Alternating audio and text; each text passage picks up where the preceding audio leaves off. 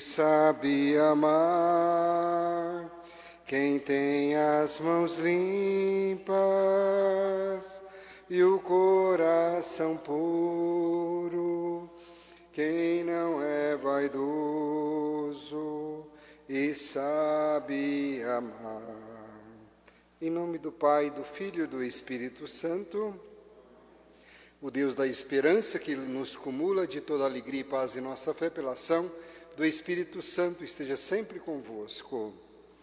Bendito seja Deus que nos reuniu no amor de Cristo.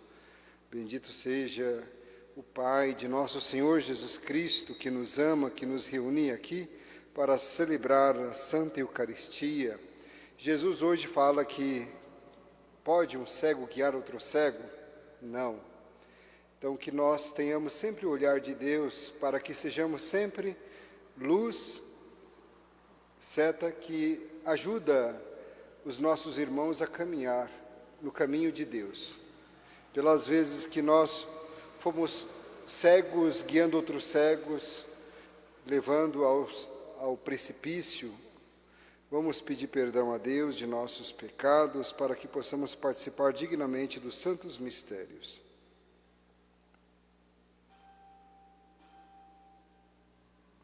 Confessemos os nossos pecados. Confesso a Deus Todo-Poderoso e a vós, irmãos e irmãs, que pequei muitas vezes por pensamentos e palavras, atos e omissões, por minha culpa, minha tão grande culpa. E peço à Virgem Maria, aos anjos e santos e a vós, irmãos e irmãs, que rogueis por mim a Deus nosso Senhor.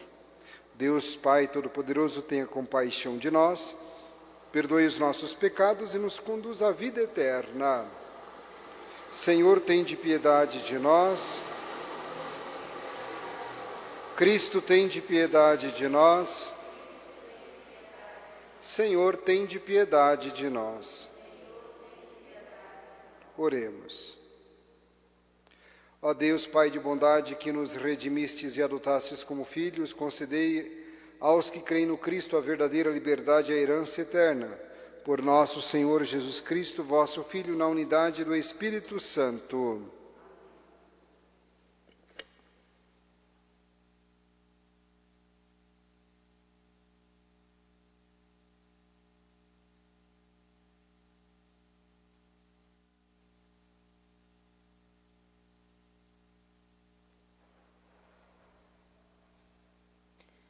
Leitura da Carta de São Paulo aos Coríntios.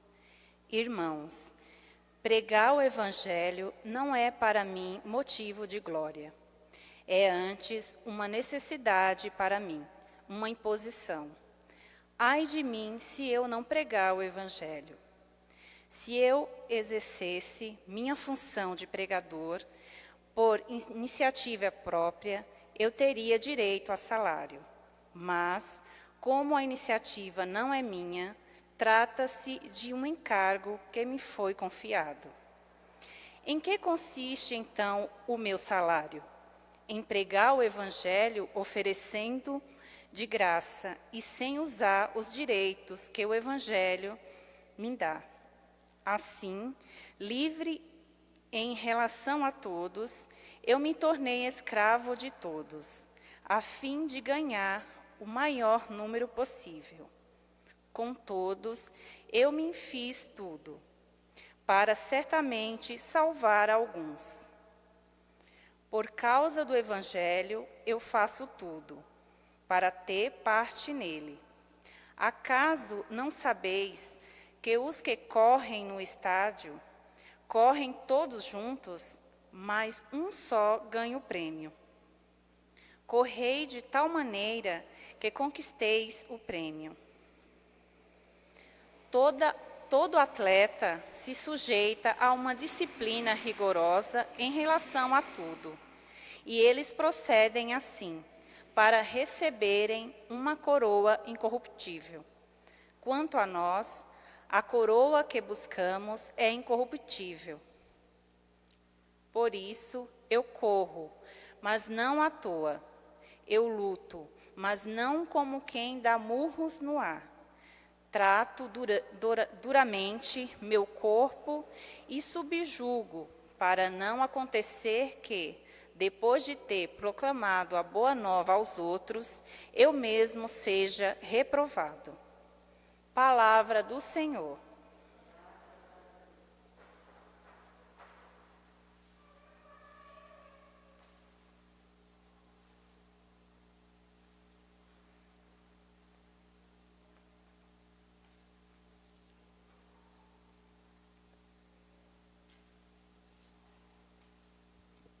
Quão amável, ó Senhor, é vossa casa. Minha alma desfalece de saudade e anseia pelos átrios do Senhor. Meu coração e minha carne rejubilam e exultam de alegria no Deus vivo. Quão amável, ó Senhor, é vossa casa. Mesmo o pardal encontra abrigo em vossa casa, e a andorinha ali prepara o seu ninho, para nele seus filhotes colocar. Vossos altares, ó Senhor, Deus do universo, vossos altares, ó meu Rei e meu Senhor. Quão amável, ó Senhor, é vossa casa. Felizes os que habitam vossa casa, para sempre haverão de vos louvar. Felizes os que em vós têm sua força, e se decidem a partir quais peregrinos. Quão amável, ó Senhor, é vossa casa. O Senhor Deus é como um sol, é um escudo, e largamente distribui a graça e a glória. O Senhor nunca recusa bem algum àqueles que caminham na justiça. Quão amável, ó Senhor, é vossa casa.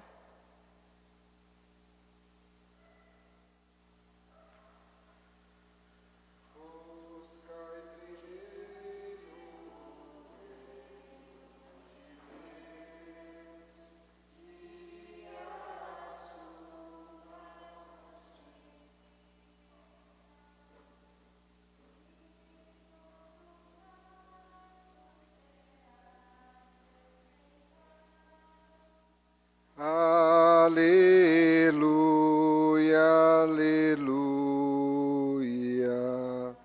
O Senhor esteja convosco. Proclamação do Evangelho de Jesus Cristo, segundo São Lucas. Naquele tempo, Jesus contou uma parábola aos discípulos: pode um cego guiar outro cego? Não cairão os dois num buraco? Um discípulo não é maior do que o mestre, todo discípulo bem formado será como o mestre. Por que vês tu o cisco no olho do teu irmão e não percebe a trave que há no teu próprio olho? Como podes dizer a teu irmão: irmão, deixa-me tirar o cisco do teu olho, quando tu não vês a trave no teu próprio olho? Hipócrita, tira primeiro a trave do teu olho e então poderás enxergar bem para tirar o cisco do olho do teu irmão. Palavra da salvação.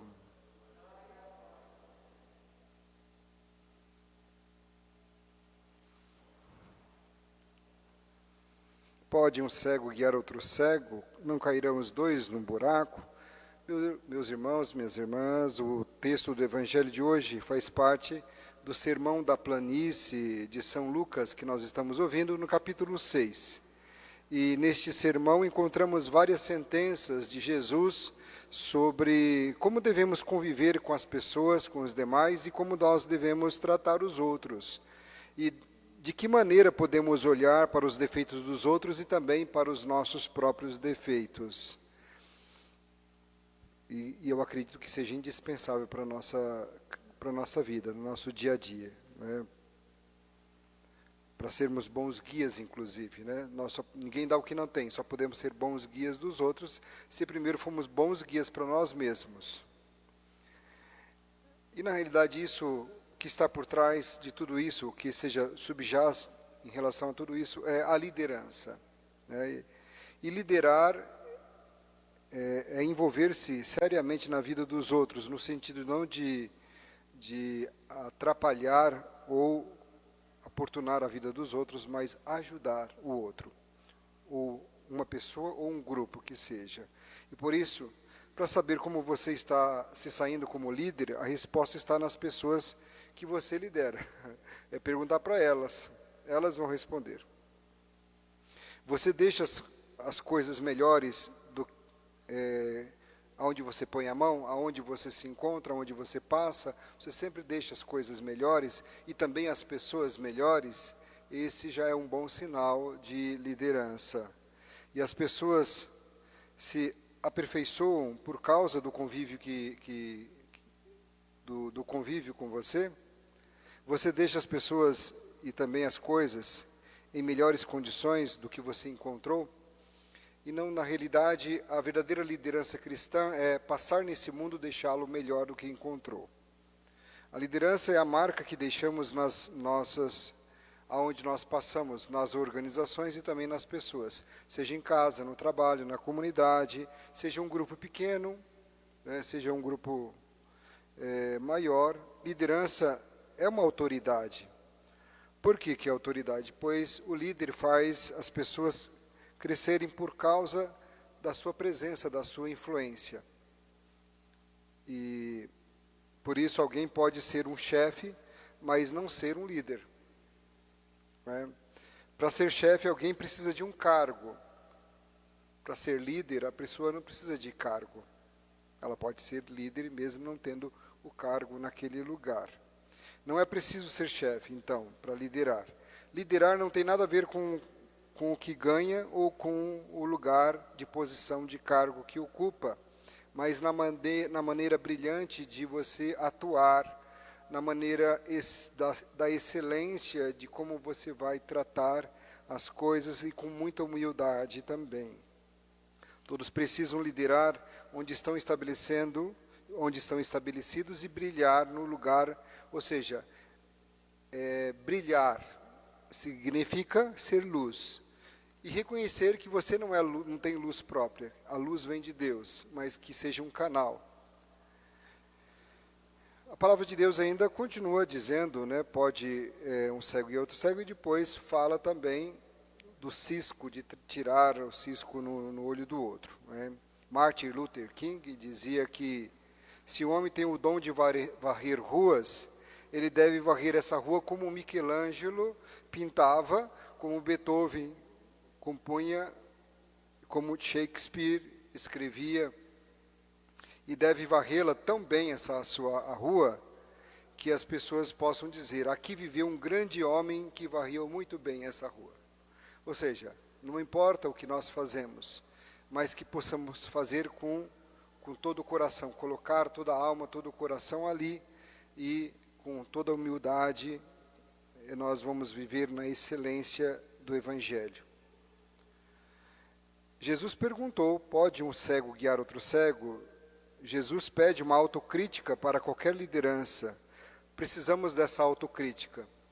Se nós não fizermos uma autocrítica, ou seja, fazer uma avaliação de si mesmo, nós podemos cair num erro terrível. A falta de autocrítica, ela pode atrapalhar a nossa vida. Ou seja, acabando o líder sendo incapaz de reconhecer as suas faltas, reconhecer também as suas limitações e podem cair na arrogância. Um bom líder tem um senso sempre de autocrítica, de autoavaliação, inclusive perguntando, o que vocês estão achando de mim? Não no sentido de perguntar porque se sente inseguro, mas porque quer fazer uma avaliação para melhorar. Nesse sentido, existe uma diferença entre que toda hora a pessoa está preocupada em saber como que os outros estão achando, para agradar os outros, porque a pessoa se sente insegura. Isso não é bom. É perguntar exatamente para poder melhorar. Né? E sempre o bom líder aceita as correções, sempre, né? As boas correções, e transforma as críticas em sugestões, e sempre com um coração misericordioso, um coração manso, um coração bondoso também, né? Um líder que ama é respeitado, um líder temido não é respeitado. Os outros têm medo só. E ele cria muitos hipócritas e bajuladores ao seu redor. O medo que os outros têm de um líder não mede a autoridade dele, sim seu poder autoritário. Quando um líder apela para a força, o poder é porque não tem mais autoridade nele. E somente um ser humano livre é consciente é capaz de guiar os demais. E quando a pessoa for dominada pelas ambições, pelo egoísmo, pela arrogância, pela violência, se torna incapaz de guiar os demais. Pode o cego guiar outro cego de Jesus hoje. Então, Jesus hoje formou seus discípulos em uma atitude crítica, serena, responsável, que lhe permite ver e amar os outros, né? Quem quer conduzir seu próximo pelo caminho do amor, da fidelidade, da retidão, antes deve deixar-se conduzir por Jesus. Como podes dizer a teu irmão, irmão, deixa-me tirar o cisco do teu olho, quando tu não vês a trave do teu próprio olho? Hipócrita, tira primeiro a trave do teu olho, então poderás enxergar bem para tirar o cisco do olho do teu irmão. Jesus disse no sermão de hoje. E ele quer nos dizer, com uma outra maneira, olha, abram os olhos sobre vocês mesmos. Fiquem espertos. Fiquem mais preocupados em ver se vocês estão sabotando vocês mesmos do que os outros. Então, cuidado com vocês mesmos. Então, critiquem-se. Olha só. Em vez de falar, critiquem os outros, critiquem-se. Sejam vocês mesmos objeto de sua própria crítica, autocrítica. Todos os dias nós devemos perguntar, como foi meu trabalho hoje? Como foi minha convivência hoje? Aonde que eu falhei? O que eu preciso fazer para, no dia de amanhã, fazer melhor?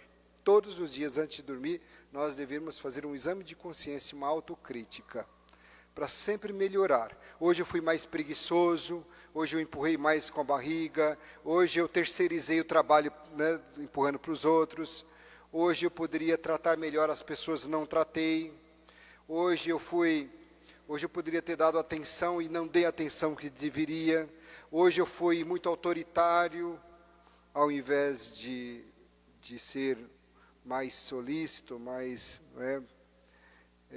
uma pessoa mais envolvente. Vocês que percebem facilmente os defeitos dos outros, Jesus está dizendo isso para a gente.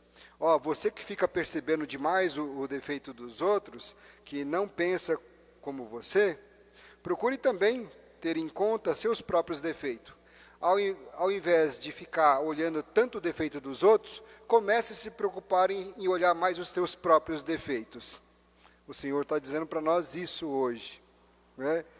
Que não condene uns aos outros, que não trate os outros com mais indulgência, que você seja compassivo, misericordioso, como Deus Pai é misericordioso, compassivo.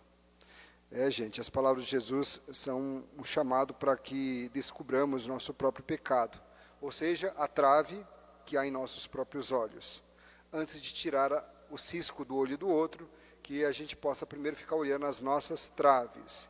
E as traves e as palavras de Jesus nos chamam para a coerência e a autoridade moral que devemos ter na nossa correção fraterna. Se assim fizermos, nossa correção fraterna será respeitada. E assim, a revisão de vida é um exercício espiritual que nós precisamos fazer todos os dias antes de dormir. Trata-se de reconsiderar-se a si mesmo, de revisar a própria vida, o próprio caminho, os próprios compromissos, e não temos que nos fixar com nossos defeitos. Não é aqui fazer uma autocrítica, olhar os defeitos, não significa você se julgar, se condenar, se punir. Não é isso. Pelo contrário, quem ama quer o melhor para o outro. E se a gente se ama, a gente quer o melhor para a gente também. Então, olhar para os próprios defeitos não significa se condenar. Não é se julgar, se condenar. É reparar, é consertar, é melhorar, para que a gente seja também melhor para o outro. Senão seríamos hipócritas. Muitas de nossas misérias provêm da falta de autocrítica. Se não corrigirmos nossos erros, não corrigir os erros é uma forma de cometer outros erros e de continuar repetindo os mesmos erros. Quantas vezes a gente fica ainda o ano inteiro, no outro ano, repetindo os mesmos erros? A gente diz assim, nesse ano, o ano agora, ano 2021 vai ser diferente. Aliás, no ano de 2019 a gente diz, esse ano de 2020 vai ser diferente. Foi por causa da pandemia, mas e eu? Mudei?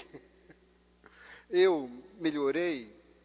E às vezes, se a gente começa a olhar para trás, às vezes é o contrário, a gente vai adquirindo mais mania. Parece que em vez de foi diminuindo os pecados, foi aumentando, né? Por falta dessa autocrítica. E sem autocrítica nós não corrigimos nossos erros. Não corrigir os erros é uma forma de cometer outros. E nunca vamos atingir nossos objetivos e realizar nossos sonhos se formos incapazes de fazer uma autocrítica. E o Evangelho de hoje nos convida a olharmos para o mundo e para os outros com o mesmo olhar de Jesus, um olhar de benevolência. Os olhos são como o espelho no qual se reflete o mundo e os outros. E há pessoas para as quais toda a realidade é triste. Tem gente que só olha coisa ruim, negativa, como se fosse tudo mal. O mundo toma a cor do nosso olhar. E Jesus nos convida a olhar tudo com seu olhar. Um olhar benévolo. Benévolo quer dizer do bem, com empatia. E a empatia transforma em bom humor. Sejam benévolos com o mundo, pois foi Deus quem criou o mundo. E Deus foi o primeiro que se admirou da obra saída de suas mãos. Lá diz o Gênesis. Ser benévolo significa, a palavra benévolo significa bem, querer bem. Ser benévolo é querer bem o outro, querer bem o próximo. Enquanto não adquirimos um olhar benévolo, nós não estaremos em condições de guiar os outros e nada mudará na nossa vida. O que se tem por guia deve ver bem. Assim também aquele que quer passar de discípulo para mestre deve sempre enxergar com o mestre Jesus. Portanto,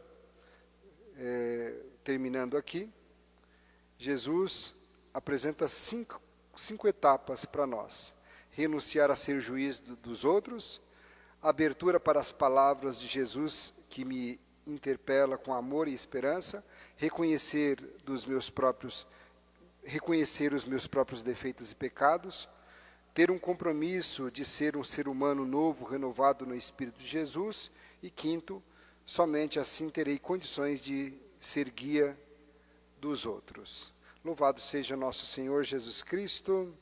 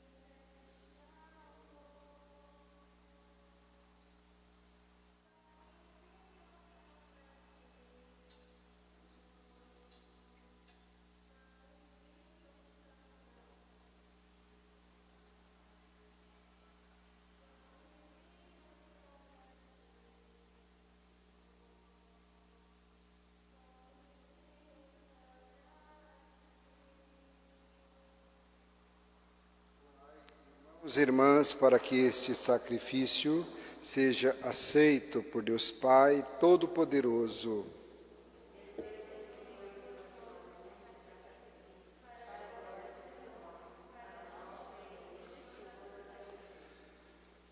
Ó Deus, fonte da paz e da verdadeira piedade, concedei-nos por esta oferenda render-vos a devida homenagem e fazei que nossa participação na Eucaristia reforce entre nós os laços da amizade. Por Cristo nosso Senhor. O Senhor esteja convosco. Corações ao alto. Demos graças ao Senhor nosso Deus. Na verdade é justo e necessário nosso dever de salvação dar-vos graças sempre em todo lugar. Senhor Pai Santo, Deus eterno e todo-poderoso, por Cristo, Senhor nosso.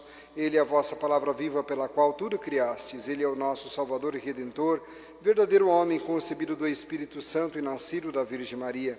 Ele, para cumprir a vossa vontade e reunir um povo santo, em vosso louvor estendeu os braços na hora da sua paixão, a fim de vencer a morte e manifestar a ressurreição. Por ele os anjos celebram vossa grandeza e os santos proclamam vossa glória. Concedei-nos também a nós associar-nos a seus louvores, dizendo a uma só voz: Senhor Deus do universo, o céu e a terra proclamam a vossa glória. Hosana nas alturas, bendito que vem em nome do Senhor. Hosana nas alturas. Na verdade, ó Pai, vós sois santo e fonte de toda santidade. Santificai, pois, essas oferendas, derramando sobre elas o vosso Espírito, a fim de que se tornem para nós o corpo e o sangue de Jesus Cristo, vosso Filho e Senhor nosso. Estando para ser entregue e abraçando livremente a paixão, ele tomou o pão, deu graças e o partiu, e deu a seus discípulos, dizendo: Tomai todos e comei, isto é o meu corpo, que será entregue por vós.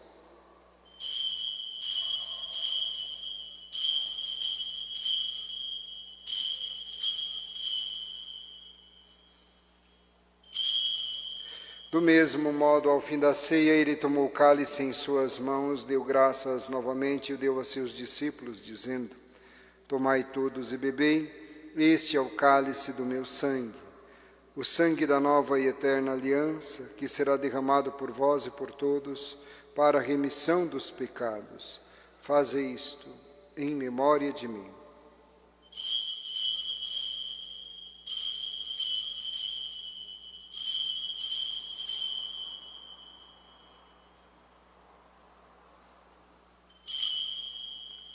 Eis o mistério da fé, anunciamos, Senhor, a vossa morte e proclamamos a vossa ressurreição. Vinde, Senhor Jesus. Celebrando, pois, a memória da morte e ressurreição do vosso Filho, nós vos oferecemos, ó Pai, o pão da vida e o cálice da salvação, e vos agradecemos porque nos tornastes dignos de estar aqui na vossa presença e vos servir. E nós vos suplicamos que, participando do corpo e sangue de Cristo, sejamos reunidos pelo Espírito Santo num só corpo. Lembrai-vos, ó Pai, da vossa Igreja, que se faz presente pelo mundo inteiro, que ela cresça na caridade com o Papa Francisco, com o nosso Bispo José e todos os ministros do vosso povo. Lembrai-vos também dos nossos irmãos e irmãs que morreram na esperança da ressurreição, e de todos os que partiram desta vida, acolhei junto a vós, na luz da vossa face. Enfim, nós vos pedimos, tende piedade de todos nós, e dai-nos participar da vida eterna com a Virgem Maria, Mãe de Deus da Igreja, com São José, seu esposo, com os santos apóstolos e todos os que neste mundo vos serviram, a fim de vos louvarmos e glorificarmos por Jesus Cristo, vosso Filho. Por Cristo, com Cristo e em Cristo, a vós, Deus Pai Todo-Poderoso, na unidade do Espírito Santo, toda a honra e toda a glória, agora e para sempre. Antes de participar do banquete da Eucaristia, sinal de reconciliação e vínculo de união fraterna, rezemos juntos como o Senhor Jesus nos ensinou. Pai nosso que estais nos céus, santificado seja o vosso nome. Venha a nós o vosso reino, seja feita a vossa vontade, assim na terra como no céu. O pão nosso de cada dia nos dai hoje, perdoai-nos as nossas ofensas, assim como nós perdoamos a quem nos tem ofendido, e não nos deixeis cair em tentação, mas livrai-nos do mal. Livrai-nos de todos os males, ó Pai, dai-nos hoje a vossa paz. Ajudados pela vossa misericórdia, sejamos sempre livres do pecado e protegidos de todos os perigos, enquanto, vivendo a esperança, aguardamos a vinda do Cristo Salvador. Senhor Jesus Cristo, dissestes aos vossos apóstolos: eu vos deixo a paz, eu vos dou a minha paz. Não olheis os nossos pecados, mas a fé que anima a vossa igreja. Dai-lhe, segundo o vosso desejo, a paz e a unidade. Vós que sois Deus com o Pai e o Espírito Santo, a paz do Senhor Jesus esteja sempre convosco.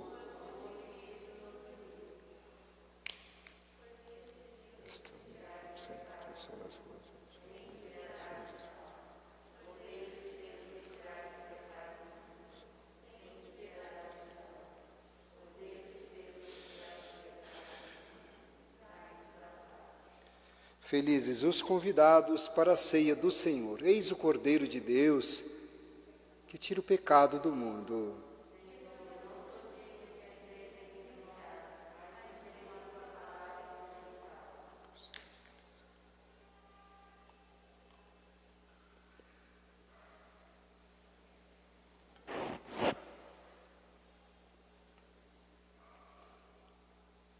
O corpo de Cristo.